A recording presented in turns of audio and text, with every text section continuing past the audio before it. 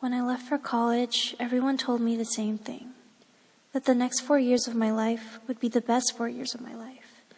There would be parties, tons of friends, and it'd be amazing. Once I got to campus, however, things seemed to go differently.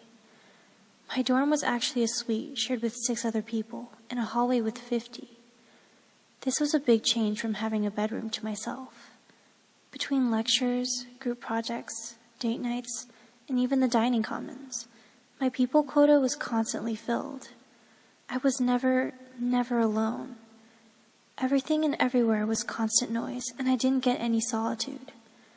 I learned quickly that having time to myself was a privilege I took for granted. By day, my head was constantly filled with voices, judgments, opinions, and comparisons that would simply just amp up my anxiety. With school clubs and making friends, and doing all the social activities I thought I had to do to fit in, I became tired. My mental capacity for school was drained.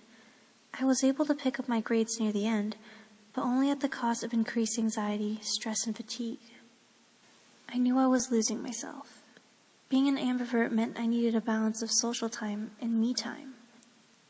So I took a calendar out and scheduled some me time to regain that balance.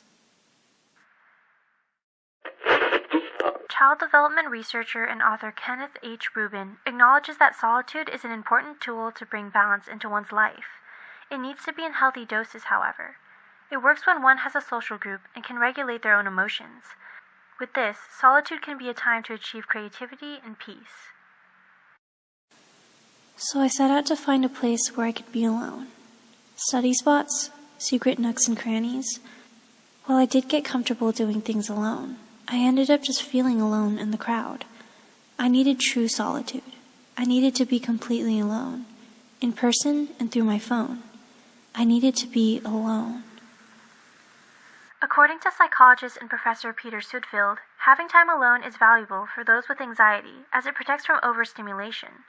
In this world of constant access to social media, we have shortcuts in communication. Because of these ready-made interactions online, we're losing our chance to be truly alone. I finally put the phone away, free to think for myself, free from judgments and opinions which weren't mine. I was finally becoming grounded. No more overstimulation, and no more people who would make my anxiety worse in trying to calm me down.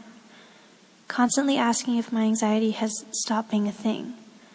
The constant pressure of being watched made my anxiety worse, but telling them that would only make them more persistent in trying to make me feel okay.